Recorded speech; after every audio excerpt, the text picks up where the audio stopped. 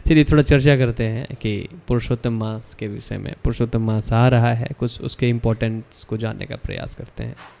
आप लोग जानते हैं कि पुरुषोत्तम मास ये मंथ बनता कैसे है? नहीं सर, 3 साल में एक बार। लेकिन कैसे बनता है मालूम है? देखिए समझिए, वैदिक गणना के अनुसार ये समय, ये हमारा वैदिक काल सूर्य और चंद्रमा की गति के अनुसार से चलता है, मालूम है? ठीक है, जो सूर्यमान और चंद्रमान ये 2 प्रकार के कैलेंडर अभी भी प्रचलित है। आज का तो कैलेंडर भिन्न है, जिसको क्या कहते हैं, जॉर्जन कैलेंडर कहा जाता है ना, अंग्रेजी वाला। हाँ, जॉर्जियन कहा जाता है। ठीक है, लेकिन हमारे सनातन धर्म के अनुसार से वैदिक कैलेंडर होता है, सूर्य और चंद्र की दोनों की गति के ऊपर निर्भर करता है। और आप जानते हैं कि चंद्रमा की गति सूर्य की गति से क्या है, थोड़ी सी धीमी है। ठीक है, तो इस प्रकार चंद्रमा को 1 साल की परिक्रमा कितने दिन में होती है? 1 साल कंप्लीट करने में 354 दिन लगभग लग जाते हैं। और सूर्यवंश के अनुसार से 365 दिन 6 घंटा लगभग होता है। लगभग 11 दिन का हर एक साल क्या हो जाता है, गैप हो जाता है। इसीलिए 3 महीने में 1 महीना क्या हो जाता है, एक्स्ट्रा हो जाता है। तो इसी महीने के गैप को पुरुषोत्तम मास कहते हैं, जिसको अधिक मास में इसकी गिनती की जाती है। ठीक है, तो इसको फिर दोनों को रिसेट, मतलब एक साथ लाने के लिए रिसेट किया जाता है। ठीक है, तो ये 3 साल में इस प्रकार से रिसेट होता है। तो लेकिन अगर वास्तव में देखा जाए तो यह भगवान की इच्छा है। भगवान हर एक 3 साल में 1 महीना जीव को एक्स्ट्रा देते हैं। देखते हैं भगवान के, अरे ये तो 12 महीने काम में लगा हुआ है, लगातार ये काम कर ही रहा है, कितना काम करेगा, थोड़ा भक्ति कराना चाहिए।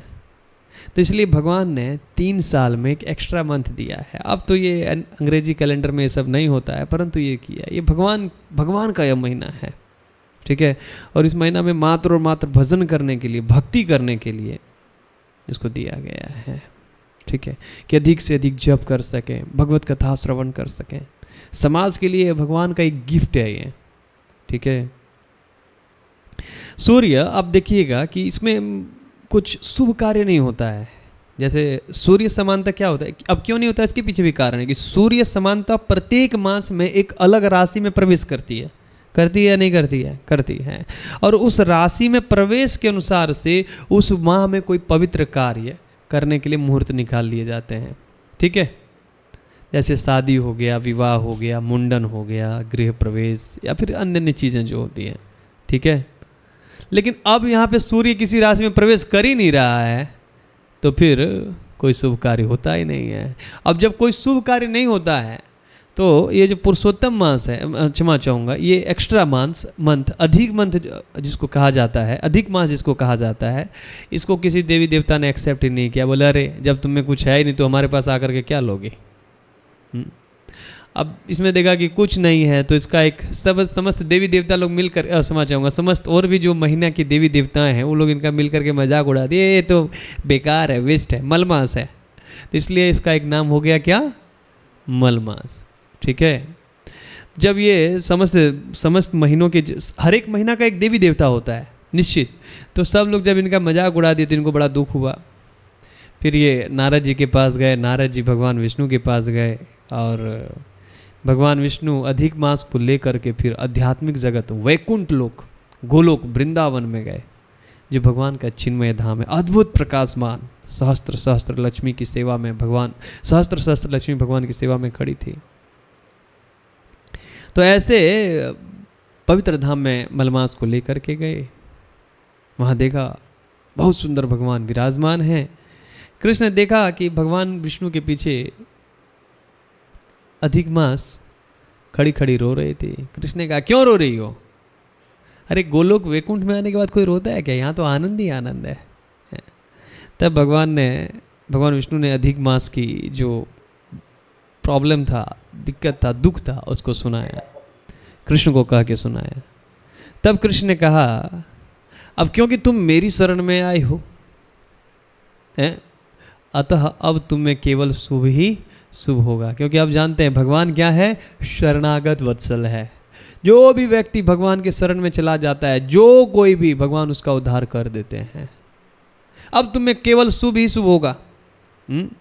और तुमको लोग क्या कह रहे हैं? मलमास कह रहे हैं। आज से तुम्हारा नाम मलमास नहीं होगा, मैं तुम्हें अपना नाम देता हूं। भगवान ने क्या दे दिया? उसका नाम पुरुषोत्तम मास दे दिया, कि अब तुमको लोग क्या कहेंगे? पुरुषोत्तम मास कहेंगे। और ठीक है, अब देखिए, कर्मकांड के अनुसार से तो महीना खराब है, कर्मकांड इसमें नहीं होता है, लेकिन भक्ति कांड के अनुसार से ये अद्भुत महीना है कि अगर इस महीने में कोई व्यक्ति जप करता है, कथा श्रवण करता है, कीर्तन करता है, तीर्थाटन में वृंदावन, मायापुर, जगन्नाथपुर, ये सब भगवान के धाम जाता है, तो फिर उसके जो फल है ना, वह अन्य महीनों से 16 गुना अधिक प्राप्त होता है। कहीं कहीं पे तो 1000 गुना भी लिखा गया है। इसीलिए क्योंकि तुम मेरे शरण में आई हो, अतः ये महीना जो है सो अब केवल और केवल क्या होगा? मेरे भक्ति करने के लिए। इसीलिए इस मास में हर एक दिन भागवत कथा का श्रवण करना चाहिए, है ना, और इससे अभय फल की प्राप्ति होती है। भगवत गीता में पुरुषोत्तम योग है ना, पुरुषोत्तम योग अध्याय है ना, एक 15वां अध्याय है ना। पुरुषोत्तम योग कौन सा है? देखिए, शायद से 15वां अध्याय होगा। तो कितना? 15, हाँ, 15वें अध्याय का पारायण करना चाहिए, डेली करना चाहिए, ठीक है। तो इस प्रकार से भगवान ने, और उन्होंने फिर बताया कि प्रभु मुझे किसी देवी देवता ने स्वीकार नहीं किया, मेरा कोई अधिष्ठाता देवता नहीं है।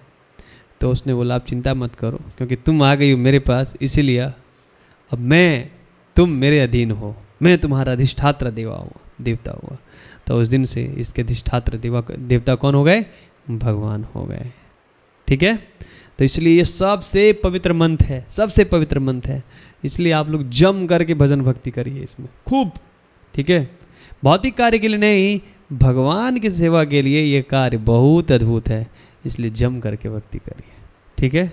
हरे कृष्णा।